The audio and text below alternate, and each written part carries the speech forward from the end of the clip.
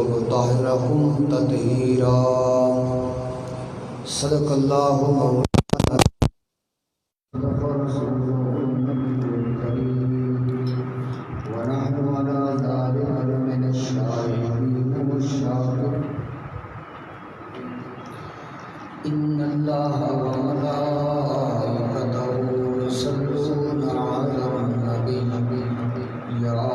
أيها الذين آمنوا صلوا عليه وسلموا تسليما اللهم صل على سيدنا ومولانا محمد وعلى آل سيدنا ومولانا محمد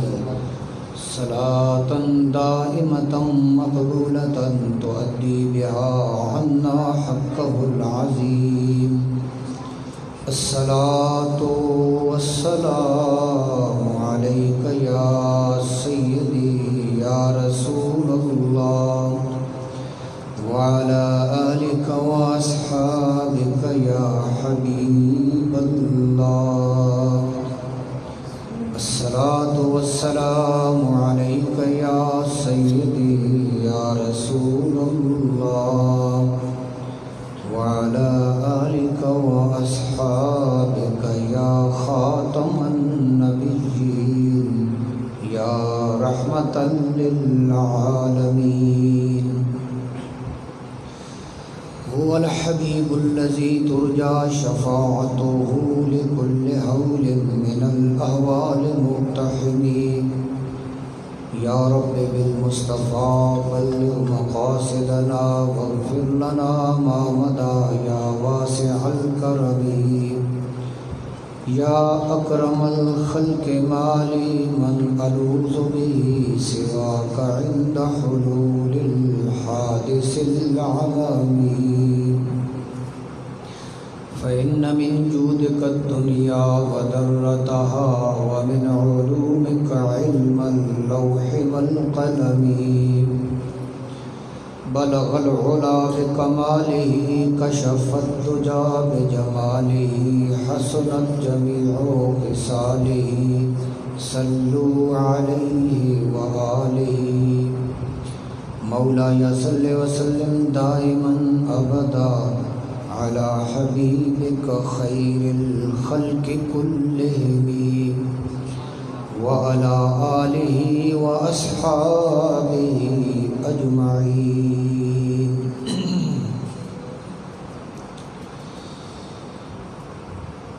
واجب الاحترام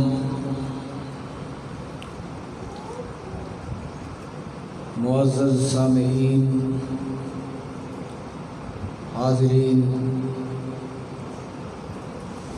بالخصوص علماء کرام نعت خوانان حفاظ کرام بانیان محفل آج جامع مسجد و مدرسہ شمس الاسلام میں یہ عظیم الشان اجتماع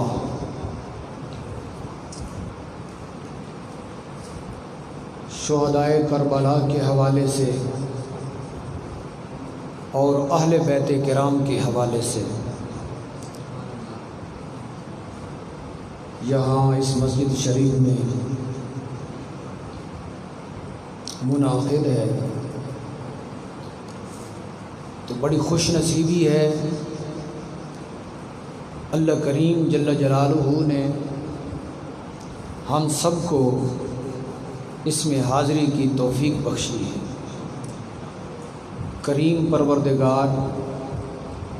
محبوب کریم علیہ الصلاۃ والسلام کے طفیل ہم سب کی یہاں پہ حاضری قبول فرمائے زبان پہ کلمہ حق کو جاری فرمائے اور ہم سب کو اور جہاں تک یہ آواز جا رہی ہے اور جہاں تک یہ آواز جائے گی اللہ پاک سب کو سمجھنے کی توفیق بخشے اور جو امت مسلمہ کا خوبصورت عقیدہ ہے، جس کا بیان اہل سنت و جماعت ہے، اس خوبصورت عقیدے کو اپنانے کی توفیق بخشے کہ اسی میں نجات ہے، دنیا و آخرت میں کامیابی اسی میں ہے کہ بندہ مومن وہ حق کے اوپر رہے، حق کے ساتھ رہے۔ الحمدللہ تعالی اہل بیت اور صحابہ کرام رضوان اللہ تعالی علیہم اجمعین کی محبتیں وہ ہر لمحہ ہمارے ساتھ ہیں، اور ان کا بیان صرف یہ نہیں کہ محرم میں، وہ زندگی کی ہر سانس میں ہوتا ہے،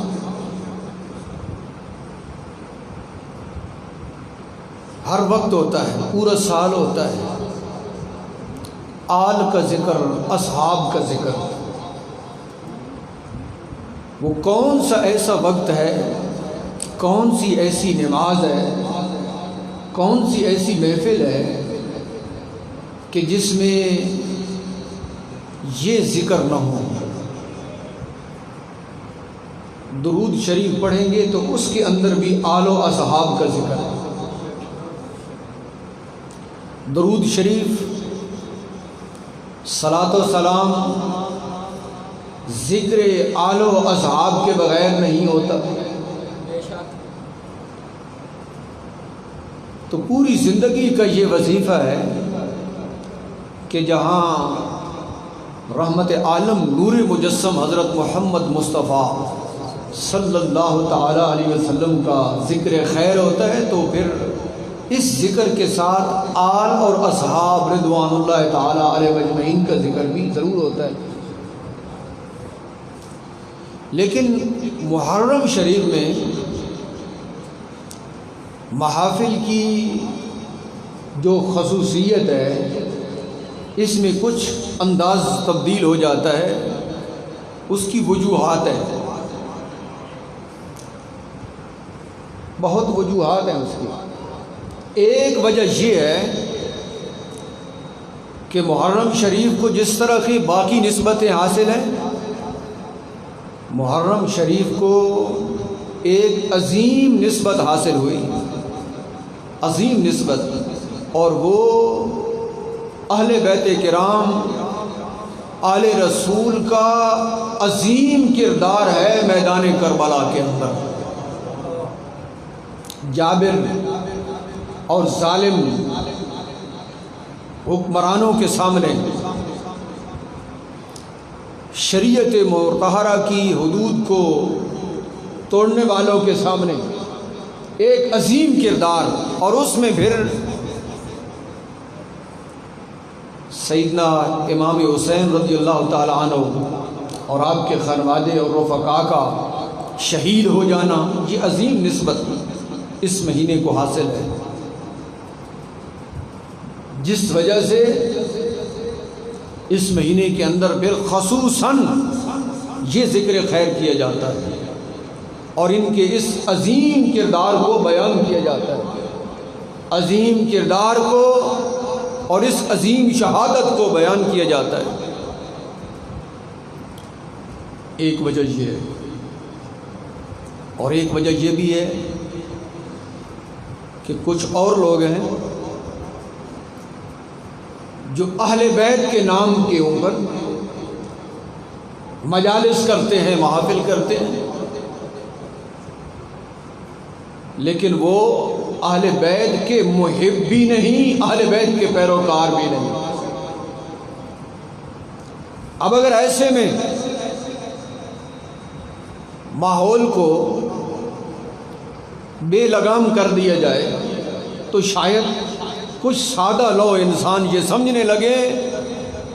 کہ شاید یہ لوگ اہل بیت کے محب ہیں یا ان کے پیروکار ہیں۔ تو اہل سنت محافل کا انعقاد کرتے ہیں محافل کو ترتیب دیتے ہیں، اپنی محبتوں کو بیان کرنے کے لیے بھی، اہل بیت کی شان کو بیان کرنے کے لیے بھی، اور یہ بھی بتانے کے لیے کہ اہل بیت کے سچے محب اہل سنت ہی ہیں، کوئی اور نہیں ہے۔ اہل بیت کے پیروکار وہی ہیں جن کا عقیدہ ٹھیک ہے، جو اصحاب رسول کے تابع دار بھی ہیں، اہل بیت رسول کے تابع دار بھی ہیں رضوان اللہ تعالیٰ علیہ۔ اور پھر آپ دیکھیں خصوصیت ان محافل کی جو اہل سنت کرتے ہیں کہ اہل بیت کا جب ذکر ہوتا ہے اور اہل بیت کی محبتوں کا جب بیان ہوتا ہے تو صحابہ کرام رضوان اللہ تعالیٰ علیہ مجمعین سے دوری نہیں پیدا ہوتی، قرب پیدا ہوتا ہے۔ اہل بیت کا بیان اس انداز میں کہ اصحاب رسول کا قرب حاصل ہوتا ہے، اور اصحاب رسول اور اہل بیت رسول کا جو قرب ہے مابین، وہ قرب بھی سمجھ آتا ہے، یعنی کہ دوریاں نہیں پیدا ہوتی بلکہ قربتیں پیدا ہوتی ہیں۔ تو یہ ضروری ہے کہ اس بات کو بالکل واضح کیا جائے کہ اہل بیت کے محب کون ہیں، اہل بیت کے پیروکار کون ہیں۔ اور بالخصوص ایسے عنوان اور ایسے بیان کہ جو نظریات کو بالکل نکھار دیں، واضح کر دیں، اور ایسے بیان کہ جن کی وجہ سے چھپے ہوئے لوگ بھی سامنے آ جائیں، خطہ یمیز الخبیث من الطیب ہو جائے، جو واضح طور پہ جو الگ ہیں ان کی پہچان بھی ہو جائے، اور جو اپنوں میں چھپے ہوئے ہیں وہ بھی واضح ہو جائیں کہ وہ کون ہے۔ یہ بھی ضروری ہے، چھپ کے رہنا یہ بھی ٹھیک نہیں، اہل حق کبھی چھپ کے نہیں رہتے، اور اہل حق میں کوئی چھپا رہے یہ بھی ٹھیک نہیں، کہ آہستہ آہستہ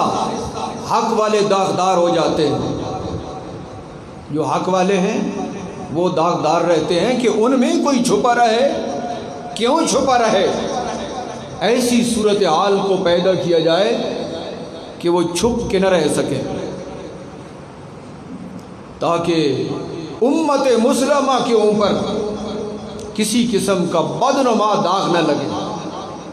امت مسلمہ کے اوپر کوئی گندا دھبا نہ لگے، کہ یہ صاف ستھرا نظام،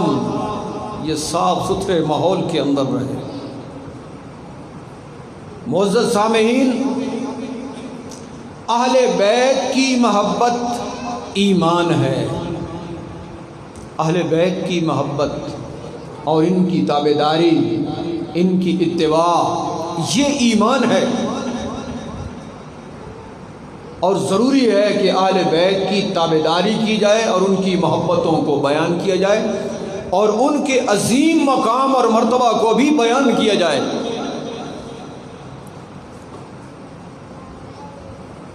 آج کی اس گفتگو میں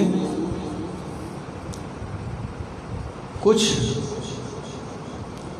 ایسے مسائل بھی تھوڑی مقدار میں وقت کو ملحوظ خاطر رکھتے ہوئے بیان کرنا ہے، کچھ ایسی صورتحال کو بھی سامنے لانا ہے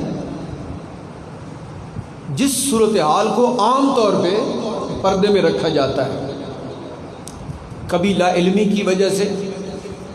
اور کبھی درمیان میں کچھ اور مقاصد ہوتے ہیں، اور اس کے پھر جو منفی اثرات ہیں وہ معاشرے کے اوپر پڑتے ہیں۔ جس طرح کے صحابہ کرام رضوان اللہ تعالی علیہم اجمعین، اہل بیت کرام رضوان اللہ تعالی علیہم اجمعین، ان کے مابین خدا نخواستہ جو دوریاں ظاہر کرنے سے نظریات کے اوپر حملہ ہوتا ہے، معمولات کے اوپر حملہ ہوتا ہے، اسی طرح آنے والے ماحول میں، اس ماحول میں ان غلط تشریحات کی وجہ سے بھی ماحول کے اندر بڑی دوریاں پیدا ہوتی ہیں۔ بہت سی باتیں جن میں سے ایک یہ ہے کہ مثال کے طور پہ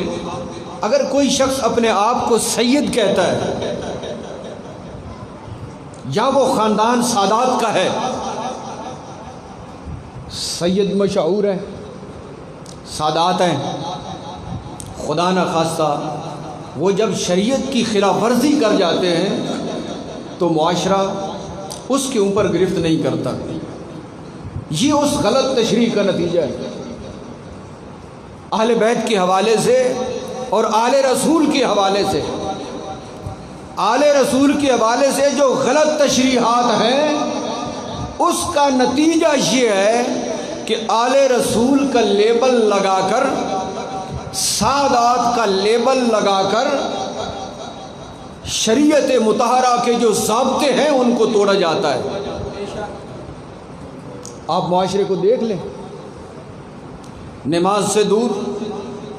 زکوٰۃ سے دور، روزے سے دور، اور جو معمولات ہیں امت مسلمہ کے ان سے دور، صحابہ سے دور، خلفائے راشدین سے دور۔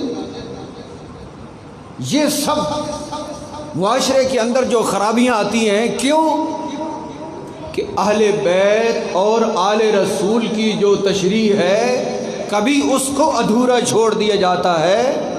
اور کبھی اس کو غلط بیان کیا جاتا ہے۔ لہذا لوگ ڈرتے رہتے ہیں کہ جتنی بھی خرابی ہو جائے نا، وہ کہتے ہیں یار یہ اپنے آپ کو سید بتا رہے ہیں۔ اور ہمارے معاشرے میں ایک جملہ ہے، لوگ کہتے ہیں کہ یار یہ سید کی سین کو بھی سلام ہے، تو بے شک سلام ہے، لیکن جبکہ شریعت کی شین بھی موجود ہو۔ اب یہ دیکھنا ہے کہ شریعت کا مقام بلند ہے یا لفظ سید کا مقام بلند ہے۔ سید تو شریعت کی نسبت سے ہی سید بنا ہے، اس بات کو سامنے رکھنا ہے۔ جو سید ہے اور جو سادات کا لفظ ہے وہ تو نسبت سے ہی بنا ہے، وہ شریعت کے انتصاب کی وجہ سے بنا ہے اور شریعت کے احترام کی وجہ سے بنا ہے۔ اگر شریعت نہیں تو یہ جو لوگ کہتے ہیں کہ سین کو سلام ہے، پہلے شریعت کی شین کو پھر سید کی سین کو، تابعداری شریعت کی پہلے، اور شریعت کے اوپر سید کو پرکھا جائے گا۔ معیار شریعت ہے، اس پہ آپ نے توجہ کرنی ہے کہ غلط تشریح نے ماحول کے اندر اجنبیت بھی پیدا کر دی اور شریعت کی خلاف ورزی بھی ماحول میں بہت زیادہ ہوتی رہی، اور لوگوں نے کہا کہ یار کسی کو پیر کا نام لگ گیا، کسی کو سید کا نام لگ گیا، کسی کو سجادہ نشین کا نام لگ گیا، کسی کو اس قسم کے جو بڑے بڑے نام ہیں ہمارے معاشرے میں وہ لگ گئے۔ کوئی تنظیم کا سرپرست اعلیٰ بن گیا، کوئی کسی ادارے کا بانی اور سرپرست اعلیٰ بن گیا، اور یہ جو بڑے بڑے نام ہیں، بالخصوص بابا جی، شاہ جی، ان ناموں نے ہمارے معاشرے کے اندر جو شریعت کا ستیہ ناش کیا ہے اس کا تدارک بہت ضروری ہے، اور ان محافل میں ضروری ہے، ان محافل میں ضروری ہے کہ ان محافل کا جو انتصاب ہے یہ اہل بیت کی طرف ہے، آل رسول کی طرف ہے۔ یہ بتایا جائے کہ اہل بیت اور آل رسول شریعت سے جدا نہیں ہے، اہل بیت اور آل رسول کی پہچان شریعت مصطفیٰ ہے، اور جو شریعت کے ساتھ بغاوت کر کے بیٹھا ہے، جو شریعت کی طرف پشت کر کے بیٹھا ہے، پھر وہ حجت بھی معاشرے کے اندر بنا رہے اور دلیل بھی بنا رہے۔ قرآن و سنت کے علاوہ کوئی اور معیار نہیں ہے۔ اصل معیار جو ہے وہ قرآن و سنت ہے، وہ اجماع امت ہے، اصل معیار شریعت مصطفیٰ ہے۔ اب اس تمہید کے بعد میں ایک بات عرض کرتا ہوں کہ معاشرے کے اندر جو اجنبیت ہے، اس اجنبیت کی میں آپ کو ایک مثال دوں اور اس کی ایک بات کروں۔ وہ یہ ہے کہ ایک عالم دین ہے، بہت بڑا عالم دین ہے، باعمل بھی ہے، متقی بھی ہے، پرہیزگار بھی ہے۔ اب یہ خود تو کوئی دعویٰ نہیں کر سکتا، ہمیں معلوم ہوتا ہے کہ یہ عالم دین ہے، یہ پرہیزگار بھی ہے، یہ متقی بھی ہے، اور قرآن و سنت کے مطابق چلنے والا بھی ہے، اور قرآن و سنت کو سمجھنے والا بھی ہے۔ ہمارے معاشرے کا جو افراط و تفریط ہے وہ کیا ہے کہ اس عالم دین کے مقابلے میں کوئی نام نہاد شاہ جی آ گئے، یہ شاہ جی آ گئے، باوا جی آ گئے، سرکار آ گئے۔ ہمارا معاشرہ اس کو ترجیح دے گا، اگرچہ اس کا ظاہر بھی اس کا باطن بھی شریعت کے مخالف ہے، ہمارا معاشرہ اس کو ترجیح دے گا، اور وہ جو پرہیزگار متقی عالم دین ہے اس کو پیچھے کر دیا جائے گا کہ بابا جی سرکار آ گئے۔ تو یہاں نظام غلط ہو جاتا ہے، جو شریعت کی ترجمانی کرنے والا اس کو پیچھے کر دیا گیا، اور اس کے مقابلے میں جو شریعت سے دور ہے اس کو آگے کر دیا گیا۔ اب یہ بات معاشرے میں کرنا، اس کو سمجھانا، جو ہمارا ماحول بن چکا ہے، بہت مشکل بات یہ ہو چکی ہے، ہمارے اس ماحول میں یہ مشکل ہو چکا ہے، لیکن ہم یہ سمجھتے ہیں کہ شمس المدارس کا جو پلیٹ فارم ہے اس پہ کلمہ حق کو آگے بڑھایا جائے، اور یہ یاد رکھیں کہ یہاں سے جو بات کی جاتی ہے اس کے اوپر قرآن کا سایہ بھی موجود ہوتا ہے، نبی کے فرمان کا سایہ بھی موجود ہوتا ہے۔ وہاں دین کے امام بھی آپ کو نظر آئیں گے،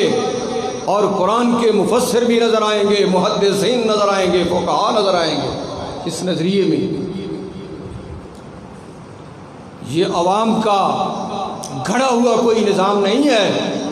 بلکہ یہ وہ ہے جو رسول اللہ صلی اللہ علیہ وسلم سے شروع ہوا اور قیامت تک جائے گا۔ حق نے قیامت تک رہنا ہے، جب حق چلا جائے گا تو پھر تو قیامت نے آ جانا ہے۔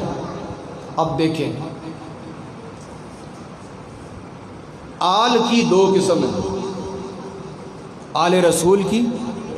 دو قسمیں ہیں۔ ایک ہیں آل رسول نسب کے اعتبار سے، اور ایک ہیں آل رسول سبب کے اعتبار سے۔ یہ دو قسمیں ہیں آل کی، اور ان دو قسموں کو نہ جاننے کی وجہ سے معاشرے کے اندر یہ افراط اور تفریط ہے۔ اگر لوگ سمجھیں، اس بات کو سمجھیں تو قرب بڑھ جائے گا، اور اس کو مکمل سمجھنا ہے، اس بات کو، دو قسموں کو، کیونکہ میں یہ سمجھتا ہوں کہ یہ بات بہت سے ذہنوں سے اوپر سے گزر جائے گی۔ جو آپ سامنے بیٹھے ہیں، آپ کے متعلق تقریباً میری یہ رائے نہیں، لیکن اس بات نے چونکہ آگے تک جانا ہے، جو میڈیا کا دور ہے، یہ کیمرے لگے ہوئے ہیں، تو بات نے آگے جانا ہے، لوگوں نے اس کو سننا ہے۔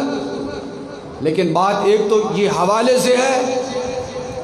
اور دوسرا امر یہ ہے کہ یہ بہت ضروری ہے کہ معاشرے کے اندر یہ اتنی بڑی جدائیاں اور یہ اتنے بڑے افراط و تفریط یہ معاشرے کو خراب کر رہے ہیں۔ آل کی دو قسمیں، ایک وہ آل ہیں جو نسب کے اعتبار سے ہیں، رحمت عالم نور مجسم حضرت محمد مصطفیٰ صلی اللہ تعالی علیہ وسلم، آپ کی ازواج مطہرات اور آپ کی اولاد حسنین کریمین رضوان اللہ تعالی علیہم اجمعین، یہ نسب کے اعتبار سے، اور ایک آل ہے سبب کے اعتبار سے۔ نبی کریم علیہ الصلوۃ والسلام نے ارشاد فرمایا جو پرہیزگار متقی ہے وہ بھی میری آل ہے،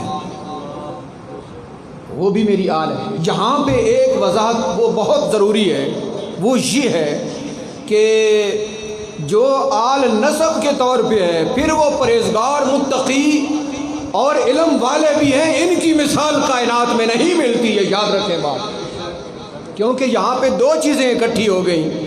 کہ یہ نسب کے اعتبار سے بھی آل، نسب کے اعتبار سے بھی،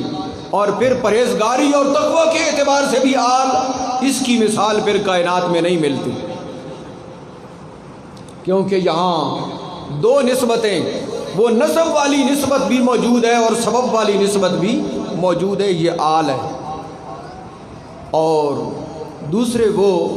جو پرہیزگار اور متقی ہیں، نبی پاک علیہ الصلوۃ والسلام نے ان کو بھی اپنی آل فرمایا کہ وہ بھی میری آل ہے۔ آلی کل تقی نقی، جو پرہیزگار صاف ستھرے لوگ ہیں وہ بھی میری آل ہے۔ اور قرآن نے پرہیزگاروں اور متقیوں کو بیان فرمایا کہ پرہیزگار اور جو متقی ہیں اللہ ان کے ساتھ ہے، یہ اللہ کے ساتھ ہے۔ یہاں اپنے ذہن میں یہ بات رکھنی ہے، یہ اللہ کے ساتھ ہے، اللہ ان کے ساتھ ہے، تو جن کے ساتھ اللہ ہے وہ اگر آل کے ساتھ بیٹھ گئے تو کون سی خرابی لازم آئے گی؟ اللہ جن کے ساتھ ہے اور جن کو رب العالمین جل شانہ ارشاد فرماتا ہے کہ یہ میرے محبوب بن گئے ہیں، یہ میرے پیارے بن گئے ہیں، اتنے پیارے کہ یہ میری آنکھوں سے دیکھتے ہیں، یہ میرے کانوں سے سنتے ہیں، یہ میرے ہاتھوں سے پکڑتے ہیں، اور جب یہ مانگتے ہیں تو میں ضرور ان کو دیتا ہوں۔ تو جن کو اللہ تعالیٰ ارشاد فرماتا ہے کہ یہ میرے قریب ہیں، یہ آل کے بھی قریب ہیں،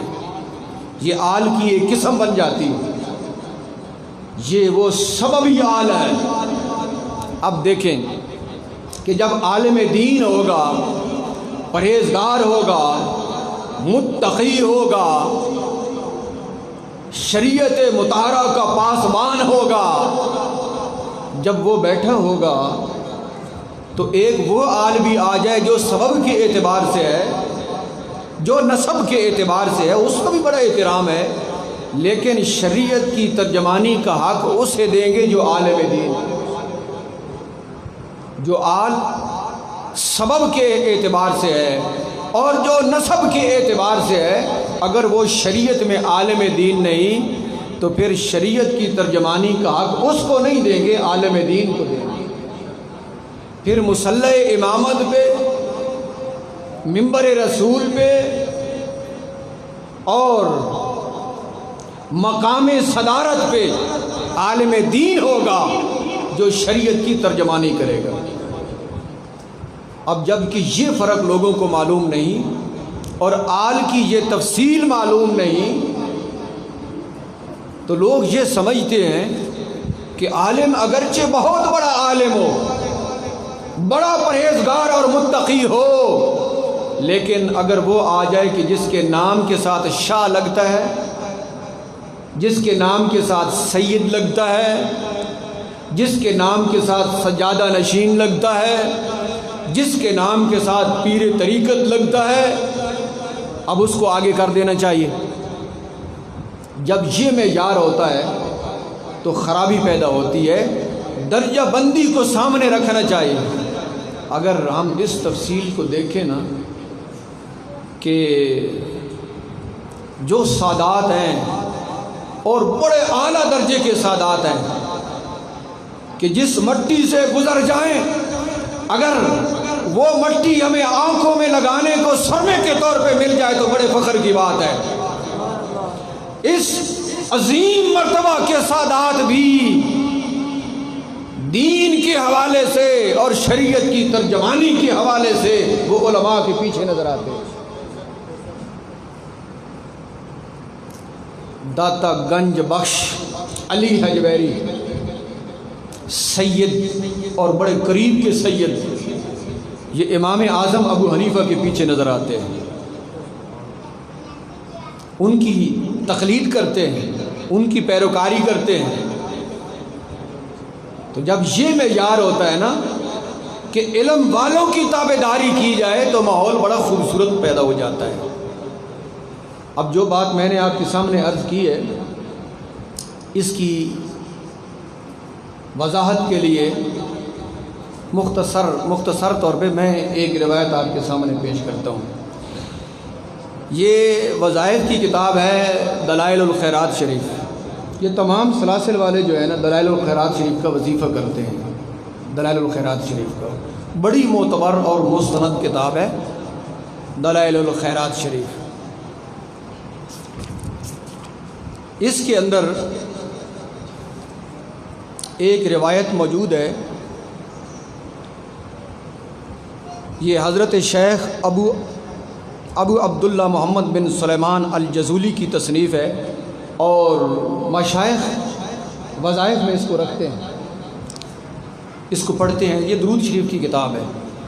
اور اس کی ہر روز مشائخ اس کا وظیفہ کرتے ہیں، درود شریف لکھا ہوا درود شریف پڑھتے رہتے ہیں۔ اس میں ایک روایت ہے، رسول اللہ صلی اللہ علیہ وسلم کے دربار میں عرض کیا گیا، من آل محمد الذین امرنا بحبہم و اکرامہم والبرور بہم۔ عرض کیا گیا یا رسول اللہ صلی اللہ علیہ وسلم، وہ آل محمد کون ہیں جن کے بارے میں ہمیں حکم دیا گیا کہ ان کے ساتھ محبت کریں؟ توجہ رکھنا ذرا، توجہ سے بات سمجھ آئے گی۔ وہ آل محمد کون ہیں کہ جن کے بارے میں ہمیں حکم دیا گیا ہے کہ ان کے ساتھ محبت کریں، ان کی عزت کریں اور ان کے ساتھ حسن سلوک کریں۔ وہ آل محمد کون ہیں؟ نبی کریم علیہ الصلوۃ والسلام نے ارشاد فرمایا، اہل الصفاء والوفاء، وہ صاف ستھرے لوگ،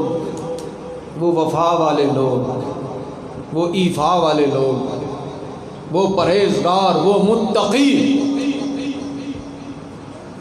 جو پرہیزگار اور متقی ہیں، جو پاک باطن ہیں، جو صاف ستھرے نظام والے ہیں، یہ ہیں وہ کہ جن کے متعلق یہ حکم دیا گیا ہے کہ ان کے ساتھ محبت کرو اور ان کی تابعداری کرو اور ان کے ساتھ تم حسن سلوک کرو۔ اہل الصفاء والوفاء، یہ آل کی وہ قسم ہے جو سبب کے طور پہ ہیں، جو تقوی اور پرہیزگاری کی وجہ سے اس صف میں آ رہے ہیں۔ یاد رکھیں کہ نسب کا مقام اپنے مقام پر ہے، وہ بہت اونچی نسبت ہے، اس نسبت کو کوئی نہیں ملتا جو آل نسب کے اعتبار سے ہے، لیکن وہ نسب والی آل کے اندر جب یہ بات پیدا ہو جائے تو یہ ایک دوسرا وصف بھی پھر ان کو لگ جاتا ہے، پرہیزگاری والا، تقوی والا، اور یہ علم کے اندر ایک مقام والا وصف پھر ان کو جب لگتا ہے تو پھر دوہری شانیں ہو جاتی ہیں۔ میں مکرر یہ بات عرض کر رہا ہوں کہ وہ جو آل نسب والے ہیں جب وہ پرہیزگار ہوتے ہیں تو پھر ان کی فضیلتیں ڈبل ہو جاتی ہیں، ان کو پھر کوئی نہیں پہنچتا۔ اس جملے کو یاد رکھنا ہے، اس کو پھر کوئی نہیں پہنچتا کہ وہ نسب والے بھی ہیں، وہ سبب والے بھی ہیں، لیکن جو صرف سبب والے ہیں مقام تو ان کا بھی ہے، معاشرے نے جن کو پیچھے دھکیل دیا ہے مقام تو ان کا بھی ہے۔ یہاں تک کہ ایک حوالہ جو ہے وہ علامہ علی قاری کا ہے، وہ فرماتے ہیں کہ بہت سے لوگ ایسے ہیں جنہوں نے دین متین کے اندر خدمات سر انجام دی ہیں، اور وہ خاندانوں کے اعتبار سے اگر ان کو دیکھا جائے تو وہ غلاموں کی جو نسل اور خاندان سے آ رہے ہیں، نسب کے اعتبار سے اگر دیکھیں تو وہ غلاموں کی لسٹ میں آتے ہیں جہاں انہوں نے لکھا، لیکن چونکہ انہوں نے دین کا کام کیا ہے، وما ذالک، باوجود اس کے کہ ان کا وہ نسب تو اعلیٰ نہیں، ارشاد فرمایا ہم سادات الامت و ینابی اور رحمت، امت کے سردار بھی وہ ہیں اور رحمتوں کے چشمے بھی وہی ہیں۔ یہ علامہ علی قاری نے فرمایا۔ نعرہ تکبیر، نعرہ رسالت، نعرہ تحقیق، نعرہ حیدری۔ یہ بہت ضروری وضاحت ہے۔ علامہ علی قاری نے فرمایا کہ وہ سردار ہیں اور رحمتوں کے وہ سرچشمے ہیں جنہوں نے دین کا کام کیا ہے، جنہوں نے شریعت کے اوپر پہرا دیا ہے۔ حدیث شریف آگے چل رہی ہے، نبی کریم علیہ السلام نے ارشاد فرمایا یہ پاک باطن لوگ، یہ شریعت کے اوپر عمل کرنے والے لوگ، ارشاد فرمایا من آمن بی و اخلصا، وہ کہ جو میری ذات کے اوپر ایمان لے آئے اور پھر مخلص ہو گئے، یہ بھی میری آل ہے۔ میرے اوپر ایمان لے آئے اور مخلص ہو گئے، یہ بھی میری آل ہے۔ یہ آل سببی ہے، وہ آل نسبی ہے۔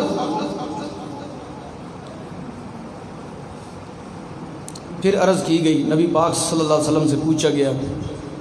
وما علاماتہم۔ اب دیکھیں نا، جو نسب کے اعتبار سے وہ تو بالکل واضح ہے،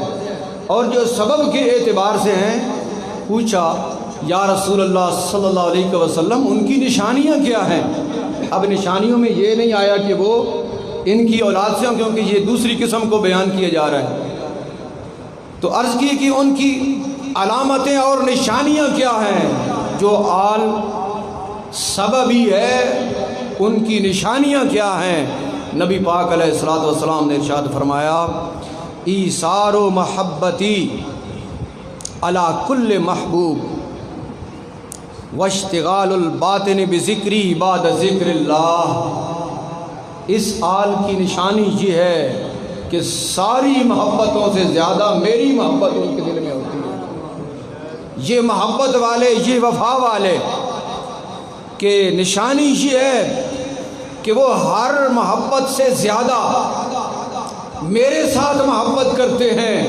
اور ہر محبوب کو میرے اوپر قربان کرتے ہیں۔ وہ والدین سے بڑھ کے، اولاد سے بڑھ کے، وہ سارے لوگوں سے بڑھ کے میرے ساتھ محبت کرتے ہیں، اور ان کا جو باطن ہے، ان کا جو اندر ہے، اللہ کے ذکر کے بعد میرے ذکر میں مصروف رہتا ہے۔ اللہ کے ذکر کے بعد میرے ذکر میں ان کا باطن مصروف رہتا ہے، یہ بھی میری آل ہے۔ معزز سامعین، یہ ایک مختصر وضاحت میں نے آپ کے سامنے کر دی، بالکل مختصر، اور بھی میرے سامنے حوالے موجود ہیں، لیکن میں یہ سمجھ رہا ہوں کہ ان کا وقت نہیں ہے، کیونکہ گفتگو کے کچھ اور پہلو بھی ہیں، کچھ اشارہ ان کی طرف بھی کرنا ہے۔ تو ارشاد فرمایا کہ یہ بھی میری آل ہیں جو پرہیزگار اور متقی ہیں، جو شریعت کے محافظ ہیں اور شریعت کے پہرے دار ہیں۔ اور پھر یہاں پہ ایک اور جو مسئلہ ہے وہ آپ کے سامنے عرض کرنا ہے کہ جو نسبت ہے نا، یہ بڑا فائدہ دیتی ہے۔ لامالا جن کو نسب والی نسبت بھی ہے، حسب والی، سبب والی بھی نسبت ہے، اس مقام کو کون پہنچتا ہے؟ یہ اس بات کو دہرا رہا ہوں نا کہ کسی کو غلط فہمی نہ ہو جائے۔ یہ مسئلہ ہی ایسا ہے کہ لوگ کہیں گے کہ پہلی دفعہ یہ سامنے آیا ہے، اور ہمارا ماحول یہ ہے کہ لوگ کہتے ہیں کہ یہ پہلے تو ہم نے نہیں سنا تھا، یہ کتابیں کب کی لکھی ہوئی ہیں، صدیوں بیت گئی ہیں ان کتابوں میں، صدیاں بیت گئی ہیں۔ اب اگر کسی نے بیان نہیں کیا یا کسی نے سنا نہیں تو یہ بیان کرنے والے کی کمزوری ہو سکتی ہے۔ مسئلہ تو اپنے مقام پہ موجود ہے، مسئلہ تو اپنے مقام پہ موجود ہے، اور نہ بیان کرنا اس کی وجوہات میں سے ایک وجہ یہ بھی ہے کہ بیان کرنے والے خوف کھا جاتے ہیں کہ جب مسئلہ بیان کیا تو لوگ کہیں گے کہ یہ مسئلہ کہاں سے آ گیا، اس نے تو نعوذ باللہ اہل بیت کا انکار کر دیا ہے، اس خوف سے بھی لوگ نہیں بیان کرتے. تو سمجھنے والے سمجھ رہے ہیں کہ اہل بیت کا انکار نہیں ہے. اہل بیت کی محبت اور تابعداری وہ ایمان ہے، لیکن جو تقوی والے ہیں، جو پرہیزگار ہیں، جن کو پیچھے دھکیلا جا رہا ہے اور شریعت کی نمائندگی سے ان کو ہٹایا جا رہا ہے، یہ تو اس کا بیان ہے کہ وہ شریعت کے جو نمائندہ ہیں ان کا ایک مقام دربار رسالت مآب صلی اللہ علیہ وسلم میں ہے، تو اس مقام کو سامنے رکھا جائے، بیان اس بات کا ہے. اور پھر یہ ہے کہ جس وقت صحابہ کرام رضوان اللہ تعالی علیہم اجمعین اور خلفائے راشدین کو بیان کیا جاتا ہے تو اس کا مطلب یہ تو نہیں ہوتا کہ اہل بیت کو چھوڑ دیا ہے.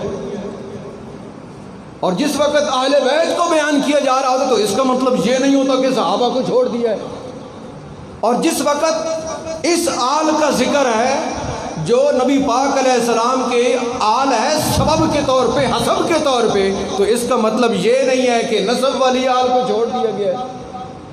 جو اصل نسبی اہل بیت ہیں ان کو چھوڑ دیا گیا ہے، یہ مطلب نہیں ہوتا.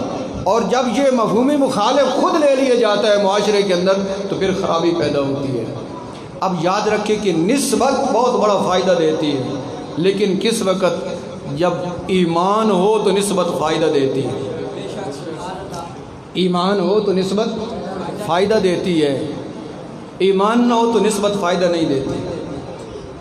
یہاں پہ ایک بات ہے کہ اگر ایک مقام پہ سید السادات حضرت میر عبد الواحد بالگرامی نے ایک مقام پہ لکھا ہے کہ اگر نسبت میں طہارت نہ رہے تو نسبت منقطع ہو جاتی ہے. نسبت میں اگر طہارت نہ رہے تو نسبت منقطع ہو جاتی ہے. یہ جو ہمارے معاشرے میں ہے کہ بھائی نسبت ہے، یہ اپنے آپ کو سید کہہ رہا ہے، حالانکہ ایسے درجنوں واقعات موجود ہیں کہ جو لوگ اپنے آپ کو سید کہتے ہیں، جب دیکھا گیا تو 3-4 پشتوں کے پیچھے کچھ اور نظام تھا. یہاں ایک مشہور و معروف واقعہ بھی ہے اور وہ حقیقت ہے کہ ایک سید گھرانے نے دوسرے سادات کے ساتھ رشتہ کیا. جب رشتہ کیا نا تو کچھ دنوں کے بعد انہوں نے کہا کہ ہم رشتہ نہیں کرتے. دوسرے فریق نے پوچھا کہ بھئی کیا وجہ ہے، تم رشتہ کیوں نہیں کرتے؟ انہوں نے کہا کہ یار ہمارا دل خوف کھا گیا ہے، اصل میں ہم سید نہیں ہیں، 2-3 پشتوں سے سید کہلا رہے ہیں، تو ہمارا دل خوف کھا گیا ہے کہ ہم اصل میں تو سید نہیں ہیں، تمہارے ساتھ رشتہ کر رہے ہیں. انہوں نے کہا کہ یار تم رشتہ کر لو، تم اگر 2-3 پشتوں سے سید کہلا رہا ہو تو ہمیں صرف 4-5 پشتیں ہوئی ہیں. یہ سرگودے کا واقعہ ہے، ہمیں تو 4-5 پشتیں ہوئی ہیں کہ ہم کہلوا رہے ہیں، تو کوئی بات نہیں، ایک جیسے ہیں، ہمارا رشتہ آپس میں ہو سکتا ہے. تو معیار جب شریعت ہوگا، جس وقت معیار شریعت ہوگا تو سید شریعت کے اوپر پرکھا جائے گا. یہاں سید صاحب نے، سید السادات نے ایک بات لکھی ہے کہ آج جو سید ہے اور اس کی سیادت شریعت کی خلاف ورزی سے اس کو نہیں روکتی، کل جہنم کی آگ سے اسے کیسے روکے گی؟ شریعت کی جو خلاف ورزی ہے، آج اس کی سیادت اس کو شریعت کی خلاف ورزی سے نہیں روک رہی تو کل پل صراط سے کیسے بچائے گی؟ کہ معیار شریعت مصطفیٰ ہے.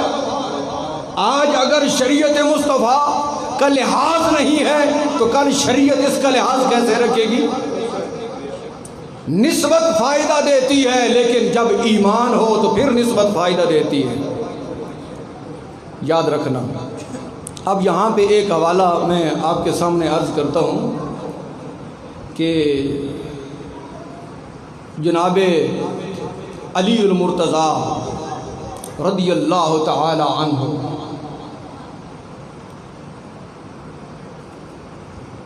امیر المومنین،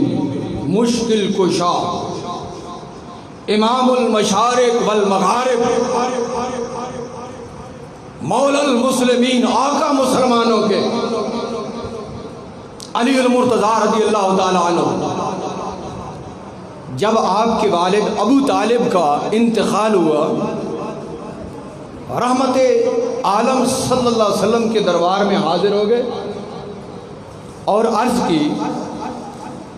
رسول پاک صلی اللہ علیہ وسلم کے دربار میں، یا رسول اللہ ان امک الدال قد مات۔ ابو طالب جب مر گیا اور موت آ گئی تو علی المرتضیٰ رضی اللہ تعالی عنہ حاضر خدمت ہوئے، یا رسول اللہ آپ کا گمراہ چچا مر گیا ہے، اب کیا کریں؟ کتنی بڑی نسبت ہے، نبی پاک صلی اللہ علیہ وسلم کا چچا ہے، نسبت بڑی عظیم ہے، اور علی المرتضیٰ رضی اللہ تعالی عنہ کا والد ہے، تو حاضر خدمت ہو گئے کہ حضور یا رسول اللہ آپ کا چچا، جہاں یہ نہیں کہ میرا باپ، اس نسبت کو بھی ظاہر فرمایا کہ یہ آپ کا چچا ہے، تاکہ پتہ چل جائے کہ رسول اللہ صلی اللہ علیہ وسلم کا چچا ہے، لیکن جب ایمان نہیں لایا تو پھر اس کے لیے کیا حکم ہے۔ نسبت فائدہ دیتی ہے۔ حضرت حمزہ، امیر حمزہ اور حضرت عباس کو تو فائدہ دیا کیونکہ انہوں نے ایمان قبول کیا، اور ابو طالب نے جب ایمان قبول نہیں کیا تو مولا مشکل کشا نے عرض کیا، یا رسول اللہ آپ کا چچا گمراہ مر گیا، کیا کرے؟ نبی کریم علیہ السلام نے ارشاد فرمایا، آپ نے فرمایا کہ کسی کپڑے میں لپیٹ کے اس کو زمین میں دبا دو۔ جب نسبت نہ ہو، جب ایمان نہ ہو تو پھر نسبت نہیں ہوتی، اور نسبت فائدہ بھی نہیں دیتی۔ اب اس مسئلے کو کچھ لوگوں نے بہت غلط انداز میں چونکہ بیان کیا ہے، اس لیے ضرورت محسوس ہوئی کہ کچھ اس سے پردہ ہٹایا جائے، اور یہ بھی وہ مسئلہ ہے پہلے مسئلے کی طرح کہ جس کو لوگ اس لیے بیان نہیں کرتے کہ لوگ مخالفت کریں گے۔ اب ایک طبقہ چونکہ زور لگا رہا ہے ایمان کے اوپر، تو اصل جو مسئلہ ہے اس کو پردے میں رکھا جا رہا ہے، اس لیے کہ کہیں معاشرے میں مخالفت نہ ہو جائے۔ لیکن میں ارباب علم کے سامنے یہ بات کرنا چاہتا ہوں کہ اگر اس مسئلے کو چھپایا گیا اور اس کو ٹھیک طریقے سے بیان نہ کیا گیا تو آنے والا وقت پھر بڑا خطرناک ہے۔ آنے والے وقت میں پھر ہمارے اکابرین کو چھوڑا نہیں جائے گا، بلکہ ان کے اوپر بھی زبان تان دراز کی جائے گی، اور اس مسئلے کو جب معاشرے کے اندر غلط طور پہ متعارف کرا دیا گیا تو جس وقت مسئلہ اصل سامنے آئے گا تو لوگوں کے دلوں میں پھر وہ اس مسئلے سے نفرت پیدا ہو جائے گی۔ اب دیکھیں کہ جن لوگوں نے ایمان کے اوپر دلائل دیے ہیں وہ قطعی نہیں ہیں، لیکن اس کے باوجود ان کے دلائل اپنے مقام پہ جب ہوتے ہیں تو ٹھیک ہے، اس کو رد بھی نہیں ہم کرتے، لیکن جو دلائل کفر کے اوپر ہیں ان کو بھی رد نہیں کرنا چاہیے، ان کو بھی بیان کرنا چاہیے۔ اور یہ اس لیے کہ ان دنوں میں، حالیہ دنوں میں اور کچھ پہلے، لوگوں نے اس مسئلے کو اس طرح بیان کیا کہ جو شخص، اب ذرا توجہ رکھنا کہ اصل اس جملے کا رد کرنا مقصود ہے۔ لوگ چھوٹی چھوٹی باتوں کو ایک جملے کو درمیان سے لے لیتے اور پھر غلط مفہوم کشید کرتے ہیں۔ اصل میں جس جملے کا رد مقصود ہے اس تفصیل کے ساتھ، وہ جملہ آپ کے گوش گزار کرتا ہوں کہ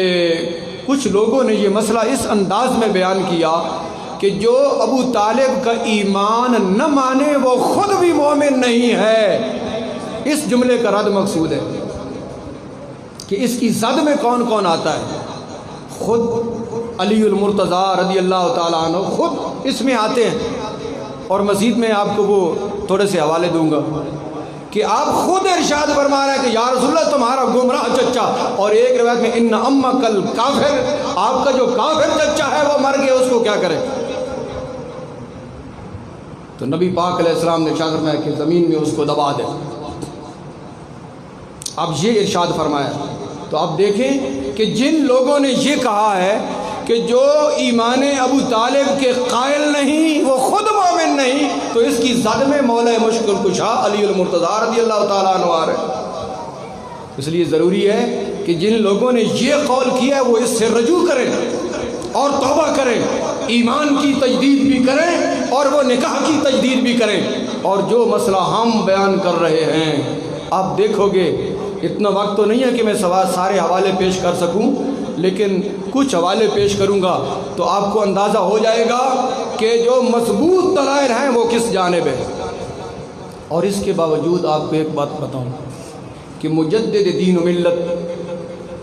امام احمد رضا رحمۃ اللہ تعالی علیہ، جو صحابہ اور اہل بیت اور نسبتوں کی محبتوں سے بھرے ہوئے ہیں، کیا ارشاد فرماتے ہیں؟ تفصیل سے پہلے کچھ یہ بات آپ ارشاد فرماتے ہیں، آپ نے فرمایا کہ کفر کے درجے ہیں، بڑے درجے کا کافر، چھوٹے درجے کا کافر، بڑے درجے کا گمراہ، چھوٹے درجے کا گمراہ، بڑے درجے۔ آپ نے فرمایا کہ ابو طالب کی خدمات ہیں دین اسلام کے لیے، پتہ ہے نا، نبی پاک صلی اللہ علیہ وسلم کے ساتھ محبتیں ہیں اور دین اسلام کی خدمات ہیں۔ اور جو دوسرے ابو جہل ہے، ابو لہب ہے، ان کی دین اسلام کے ساتھ مخالفتیں ہیں، وہ مخالف لوگ ہیں۔ انہوں نے اگرچہ ایمان نہیں لایا لیکن رسول پاک صلی اللہ علیہ وسلم کے ساتھ اپنا تعلق رکھا ہے اور حمایت کی ہے، اور اسی حمایت اور تعلق کو دیکھ کر بعض لوگوں نے ایمان کا قول کیا ہے، لیکن انہوں نے اس طرح نہیں کہا کہ جو ہمارے اس قول کو نہ مانے وہ خود جو ہے وہ ایمان سے باہر ہے۔ اس طرح کسی نے نہیں کہا، یہ کہنے کی اجازت نہیں ہے کہ ان خدمات کو دیکھ کر ایمان کا قول اس انداز میں کرنا کہ جو نہ مانے وہ خود مومن نہیں، یہ غلط بات ہے۔ اس بات کا رد کرنا مقصود ہے کہ خدمات ہیں تو امام اہل سنت ارشاد فرماتے ہیں کہ ان کا عذاب بھی ہلکا ہے، ان کا کفر بھی تھوڑا ہے۔ یہ دوسرے لوگ جو تھے وہ کفر میں بہت آگے بڑھے ہوئے تھے اور عذاب بھی ان کا زیادہ ہے، تو ان کا وہ مقام نہیں، لیکن اگر ایمان ہوتا تو پھر نسبت فائدہ دیتی۔ اور یہاں یہ عذاب کے اندر جو تخفیف ہے، یہ رحمت عالم نور مجسم حضرت محمد مصطفیٰ صلی اللہ تعالی علیہ وسلم، یہ آپ کی ایک تخصیص اور آپ کا ایک خاصہ ہے کہ ایمان تو نہیں لایا لیکن اس کے باوجود چونکہ اسلام کے ساتھ محبت رہی، نبی کریم علیہ السلام کے ساتھ بھی محبت رہی، لیکن وہ ایک وضاحت ہے کہ بھتیجا ہونے کی وجہ سے محبت رہی۔ اگر اللہ کا نبی اور رسول ہونے کی وجہ سے ہوتی تو پھر تو کلمہ پڑھ لیتے، لا الہ الا اللہ محمد رسول اللہ۔ اس کے باوجود بھی اس محبت کی وجہ سے، اسلام کے ساتھ اس وفا شعاری کی وجہ سے ان کے متعلق امام اہل سنت نے ارشاد فرمایا کہ یہ اس درجے میں نہیں جس درجے میں بڑے کافر ہیں۔ اب چونکہ ایک آدھ حوالہ جو ہے نا، کچھ حوالے پیش کرنا ضروری ہے۔ یہ بخاری شریف میرے سامنے ہے، آپ دیکھیں کہ خود علی المرتضیٰ رضی اللہ تعالی عنہ، آپ نے عرض کی یا رسول اللہ آپ کا گمراہ چاچا وہ مر گیا ہے۔ تو جو شخص یہ کہتا ہے کہ جو ایمان ابو طالب کا قائل نہیں وہ خود مومن نہیں، تو یہ کس کو کہہ رہا ہے؟ وہ امیر المومنین حضرت علی المرتضیٰ رضی اللہ تعالیٰ عنہ کہہ رہا ہے، وہ ذرا ہوش سے بات کرے، غور کرے اس پہ۔ کسی بھی معتبر عالم دین نے آج تک یہ بات نہیں کی، یہ گارنٹی کی بات ہے، یہ بات کسی نے بھی نہیں کی، کیونکہ پھر اس کی زد میں خود مولا مرتضیٰ رضی اللہ تعالیٰ عنہ آتے ہیں۔ یہ میرے سامنے بخاری شریف ہے، پہلی جلد بخاری شریف کی، اور اس کا 5واں پارہ 5واں جز ہے۔ اس میں یہ ایک حوالہ میں آپ کے گوش گزار کرتا ہوں۔ بخاری شریف کا تو اکثر لوگوں نے نام سنا ہوا ہے، تو جن لوگوں نے یہ بات کی ہے کہ جو ایمان ابو طالب کو نہ مانے وہ خود مومن نہیں، وہ ذرا سوچے کہ اس کی زد میں کون کون آ رہے ہیں۔ اس لیے میں اس مسئلے سے ذرا پردہ ہٹا رہا ہوں تاکہ ذرا لوگ رک جائیں، اور اس طرح نہ ہو کہ معاشرے کے اندر یہ غلط مسئلہ رواج پکڑ جائے اور آنے والے وقتوں میں لوگ ان پاک ہستیوں کو بھی انکار کر دیں۔ ان کے ذہن میں یہ مسئلہ اتنا پکا ہو چکا ہو کہ جب بخاری شریف پڑھیں گے تو پھر وہ کہیں گے کہ بخاری شریف میں کیا لکھا اور ہم کیا سنتے رہے، اور عوام یہی کہتے ہیں کہ ہم تو برسوں سے یہ مسئلہ سن رہے ہیں۔ اس لیے ہم یہ بتانا چاہتے ہیں کہ یہ مسئلہ نہ برسوں سے ہے نہ برسوں تم سنو گے، جب تک کہ اہل حق موجود ہیں اور اس علاقے میں شمس المدارس کی یہ خدمت موجود ہے تو ایسے مسائل کو پردے میں نہیں رہنے دیا جائے گا، ان کو عوام کے سامنے آشکار کیا جائے گا۔ اور جو علم والے ہیں ان کو بھی یہ گزارش ہے کہ وہ خود اس کے اوپر غور و فکر کریں، اس کی تائید یا تردید میں ذرا ہوش سے کام لیں۔ ایسے ہی نہ بات جو ہے وہ کر دیں کہ یہ کہہ دیا وہ کہہ دیا، اور پھر یہ دیکھو جی علی المرتضیٰ رضی اللہ تعالیٰ عنہ کے والد کو یہ کہہ دیا تو ان کے والد کا کیا مقام ہے۔ یہ بھائی ایمان کی بات ہے، یہ تو ایمان کا معاملہ ہے، یہاں ایسا کوئی تقابل تو نہیں ہے۔ اگر ایسا تقابل کرو گے تو پھر اور بہت ساری باتیں اس کے اندر آ جائیں گی۔ انشاءاللہ تعالی مزید کبھی موقع ملا تو مزید اس کے جو کچھ وہ حصے ہیں گفتگو کے وہ آہستہ آہستہ سامنے کیے جائیں گے۔ اب یہ روایت سامنے،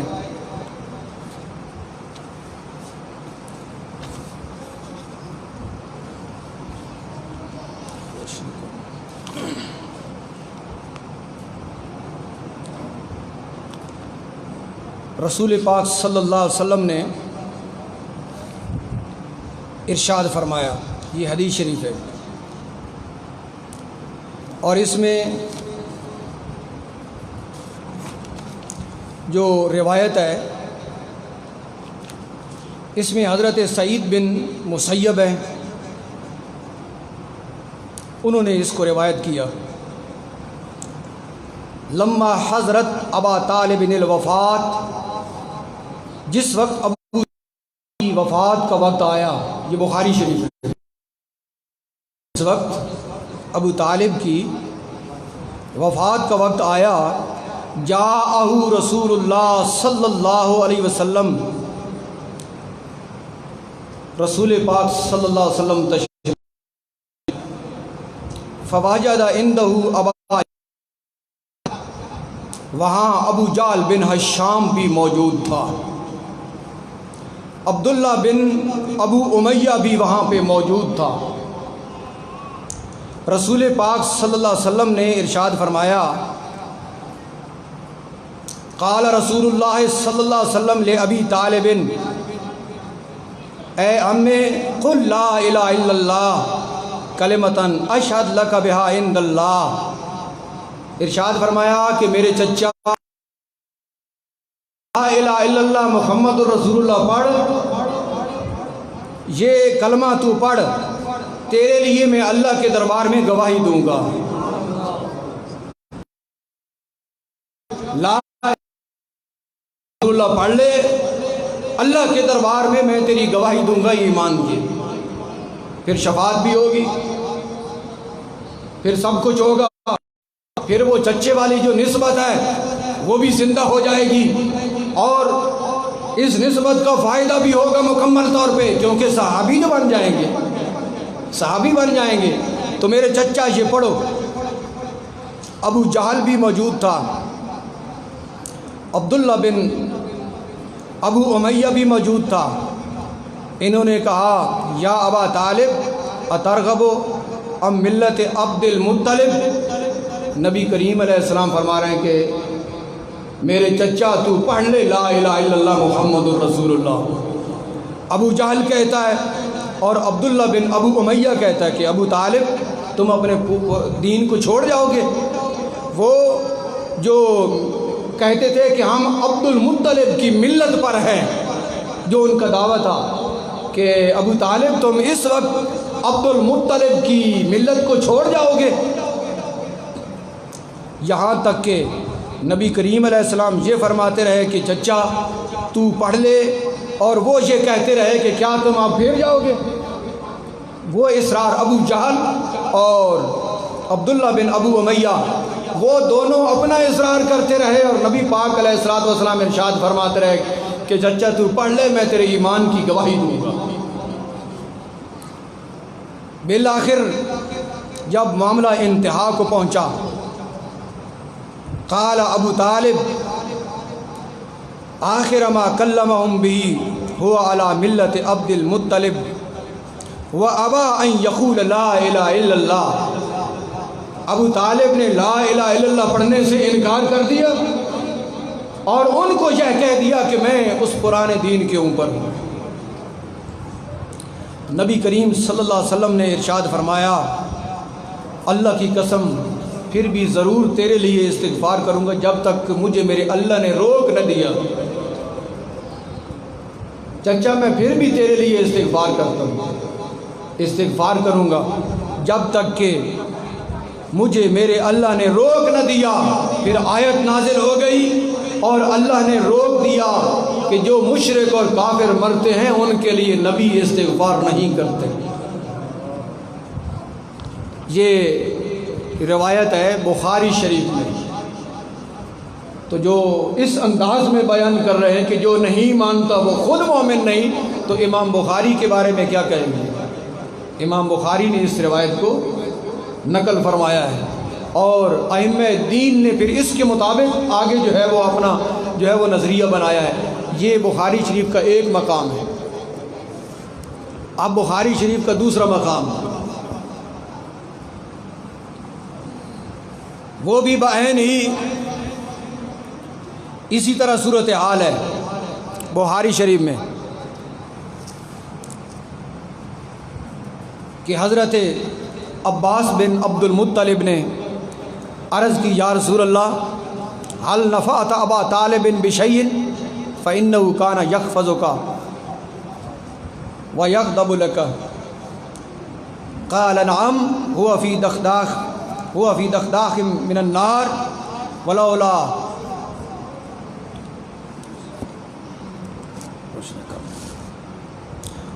انا لکان فی الدرک الاسفل من النار۔ حضرت عباس بن عبد المطلب نے عرض کی، یا رسول اللہ ابو طالب کو آپ نے کچھ فائدہ دی ہے؟ کیونکہ ابو طالب کی خدمات بڑی اچھی رہی ہیں، جن سے لوگوں نے کہا کہ یہاں سے پتہ چلتا ہے کہ ایمان والی بات ہے، وہ ایک ضمنی طور پہ ہے کہ پتہ چلتا ہے، لیکن خود علی المرتضیٰ رضی اللہ تعالیٰ عنہ نے فیصلہ فرما دیا۔ حضرت عباس بن عبد المطلب نے عرض کی، یا رسول اللہ آپ نے ابو طالب کو کچھ فائدہ دیا؟ وہ آپ کی حفاظت کیا کرتا تھا اور آپ کے لیے لوگوں سے ناراض ہوا کرتا تھا۔ نبی کریم صلی اللہ علیہ وسلم نے ارشاد فرمایا کہ میں نے اس کو فائدہ دیا ہے، اس کے باوجود فائدہ دیا ہے، وہ جہنم کے اوپر والے حصے میں ہے، اگر میں نہ ہوتا تو جہنم کے نچلے درجے میں ہوتا، اگر میں نہ ہوتا تو جہنم کے نچلے درجے میں ہوتا۔ تو جو جہنم میں ہے وہ پھر مومن ہے یا کافر ہے؟ ہاں، عذاب کے اندر جو تخفیف ہے وہ نبی پاک علیہ السلام کی تخصیص ہے، اور یہ آپ نے اپنی اس تخصیص سے، اس خاصہ نبوت سے وہ اس کے عذاب کے اندر جو ہے وہ تخفیف کرائی۔ یہ بخاری شریف ہے، اور اس کے بعد پھر مسلم شریف کے اندر بھی یہ روایت موجود ہے۔ مختصر طور پہ دو مقام پہ میں نے نشان لگائے ہیں، لیکن ایک مقام عرض کرتا ہوں کہ وقت مختصر ہے۔ یہاں بھی وہی مفہوم جو امام بخاری نے لیا، نبی کریم صلی اللہ علیہ وسلم نے ارشاد فرمایا کہ چچا میں پھر بھی تیرے لیے استغفار کروں گا جب تک کہ مجھے روکا نہ گیا۔ تو پھر یہ آیت نازل ہو گئی، ما کان للنبی والذین آمنوا ان یستغفروا للمشرکین ولو کانوا اولی قربا۔ اللہ تعالیٰ نے یہ حکم نازل فرمایا کہ نبی کے لیے یہ مناسب نہیں ہے اور ایمان والوں کے لیے کہ وہ مشرکین کے لیے استغفار کریں، اگرچہ وہ قریبی کیوں نہ ہو، ان کے لیے استغفار وہ نہ کریں۔ تو استغفار سے نبی پاک علیہ السلام کو منع فرما دیا رب العالمین جل جلالہ نے۔ اب یہ سنن نسائی ہے، اس کے اندر بھی مکمل طور پہ یہ روایت موجود ہے۔ سنن نسائی کے اندر حضرت علی المرتضیٰ رضی اللہ تعالیٰ عنہ خود اس کے راوی ہیں۔ فرماتے ہیں قلت للنبی صلی اللہ علیہ وسلم ان عمک الشیخ الدال قد ماتا، یا رسول اللہ صلی اللہ علیہ وسلم آپ کا وہ جو بوڑھا گمراہ چچا ہے وہ مر گیا، تو اب کون اس کو جو ہے نا وہ دفنائے گا؟ نبی کریم علیہ السلام نے ارشاد فرمایا کہ اذهب فوار اباکا، تو خود جا اور اپنے اس باپ کو زمین میں دفن کر دے، خود جا اور زمین کے اندر اس کو تو دفن کر دے۔ آگے روایت چل رہی ہے، علی المرتضیٰ رضی اللہ تعالیٰ عنہ خود اس کے راوی ہیں، اور آ کے عرض کی یا رسول اللہ آپ کا جو گمراہ چچا ہے وہ مر گیا۔ اب یہ دوسرا مقام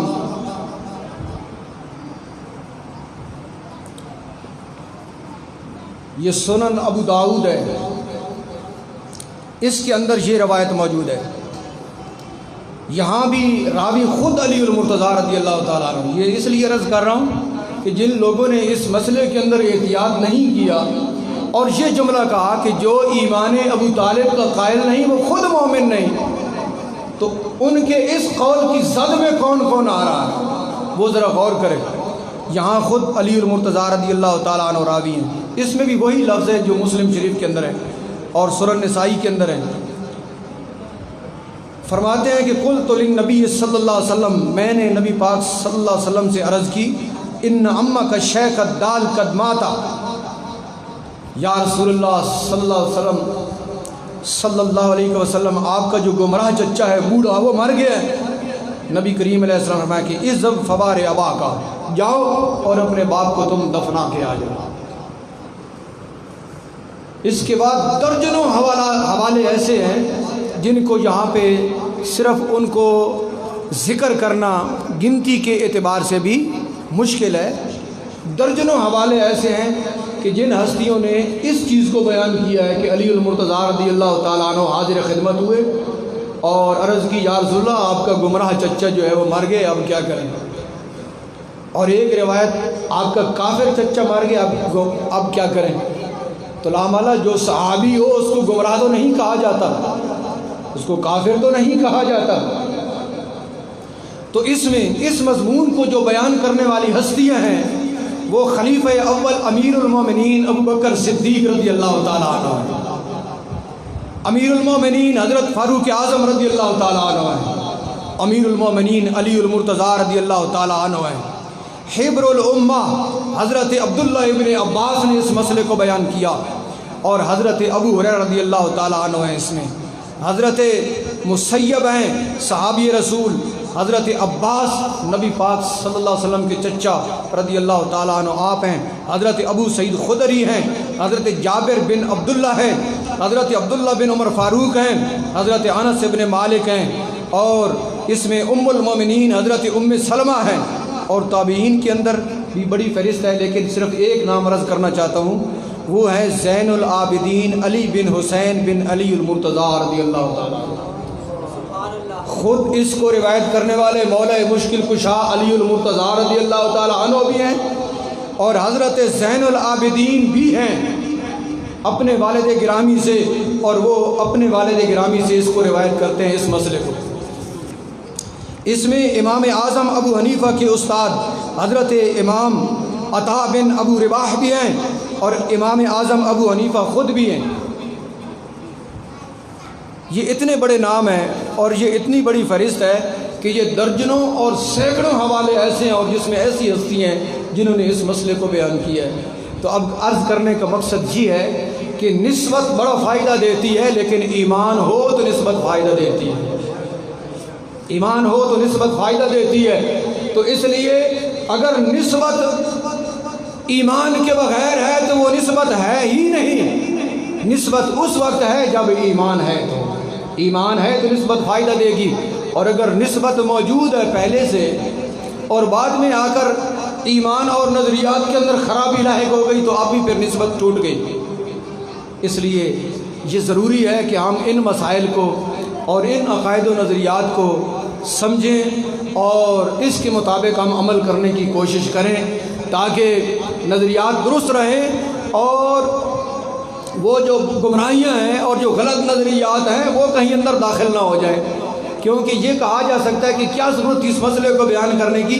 ضرورت یہ ہے کہ اگر اس مسئلے کو بیان نہ کیا جائے اور لوگ اس بات پر پکے ہو جائیں جو ایمان ابو طالب کا قائل نہیں، وہ خود مومن نہیں، تو کچھ عرصے کے بارے میں وہ علی المرتضیٰ رضی اللہ تعالیٰ عنہ کے بارے میں کیا کہے گا، وہ حضرت زین العابدین رضی اللہ تعالیٰ عنہ کے بارے میں کیا کہے گا، وہ امام بخاری، امام مسلم، یہ محدثین سارے اور امام اعظم ابو حنیفہ رحمۃ اللہ تعالیٰ علیہ، ان کے بارے میں وہ کیا کہے گا؟ یقیناً وہ گمراہ ہو جائے گا، وہ بددھن ہو جائے گا، وہ یہ سوچے گا کہ ہم کیا سنتے رہے اور یہ کیا بیان ہو رہا ہے۔ لیکن جس نے اس عنوان کو سن لیا وہ آنے والے وقتوں میں اللہ تعالیٰ اس کو گمراہی سے بچائے گا کہ یہ مسئلہ ہم نے سنا ہوا ہے کہ اگر کوئی ایمان کا قول کرتا ہے تو اس کو درجہ ظن میں رکھے، دوسروں کے اوپر نافذ نہ کرے،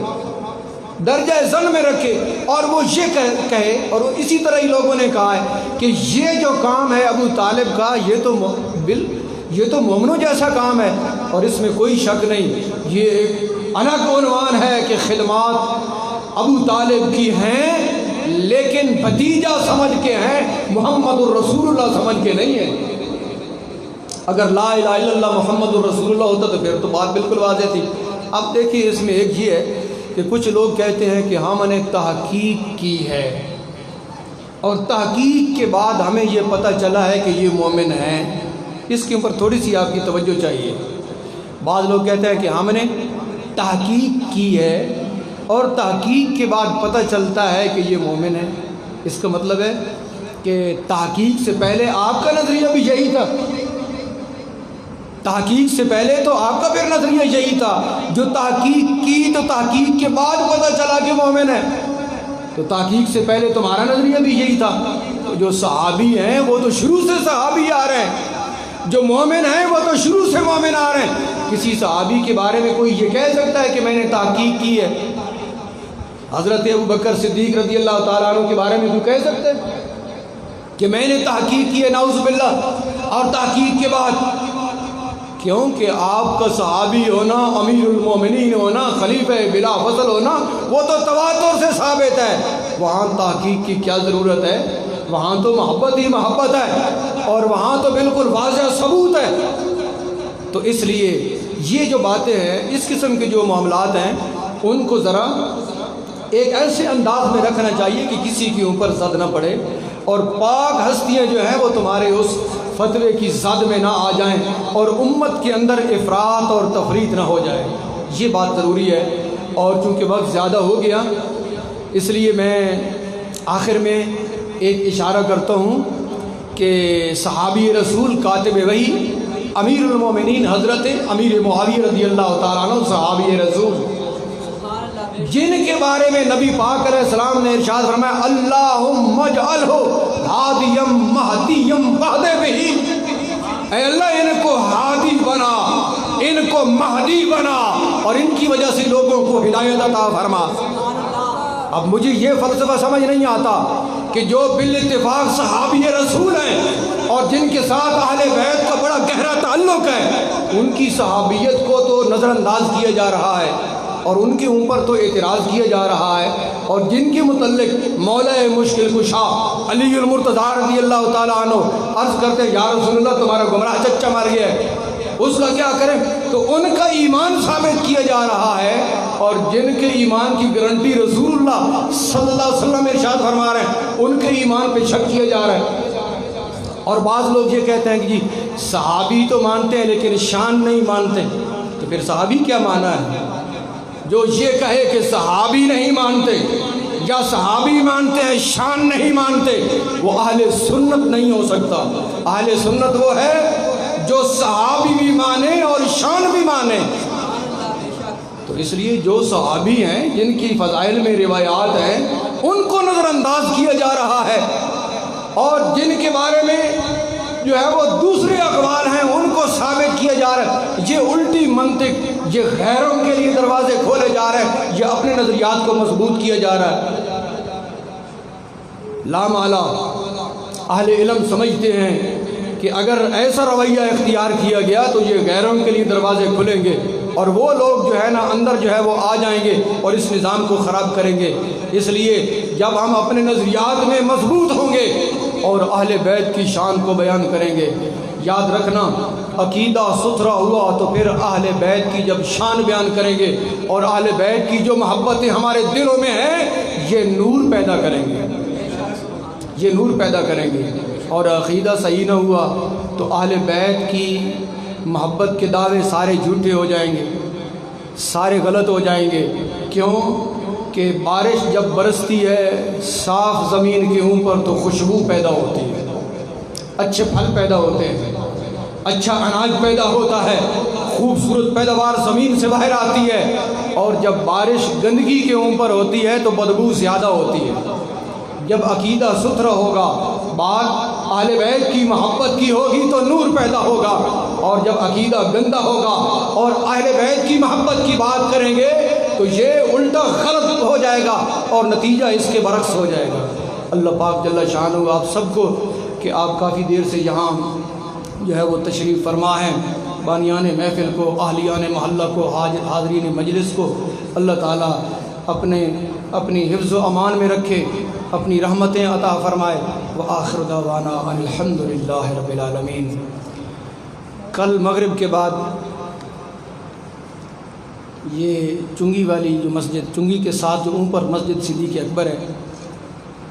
یہ بھائی محمد اسلم صاحب وہاں پہ پروگرام کرا رہے ہیں، اور اس میں بھی بندہ ناچیز کچھ بیان کرے گا آپ کے سامنے، اہل بیت کے حوالے سے، صحابہ کے حوالے سے، نظریات کے حوالے سے۔ ایک عنوان دماغ میں گردش کر رہا ہے جو میں سمجھتا تھا کہ ضروری ہے اور اس کا اب وقت نہیں، وہ انشاءاللہ تعالیٰ کل مغرب کے بعد مسجد صدیق اکبر میں، مسجد صدیق اکبر ہے تو کیا بات ہے، تو اہل بیت کی جو شان ہے وہ حضرت ابوبکر صدیق رضی اللہ تعالیٰ عنہ کے حوالے سے پیش کریں گے آپ کو انشاءاللہ۔ مسجد صدیق اکبر اور شان اہل بیت حضرت ابوبکر صدیق رضی اللہ تعالیٰ عنہ کے حوالے سے۔ اللہ پاک ہم سب کو جو ہے وہ اپنی رحمتیں عطا فرمائے، اور ان پاکیزہ محافل میں ہم شرکت بھی کریں اور اس سے فائدہ بھی حاصل کریں اور اس کے اوپر غور و فکر بھی کریں۔ یہ صرف آمدن اور رفتن نہ ہو، آنا اور جانا، یہ ایک پیغام ہے، یہ ایک نظریہ ہے، اس کے اوپر مضبوطی سے استقامت بھی اختیار کریں اور آگے لوگوں کو بھی بتائیں۔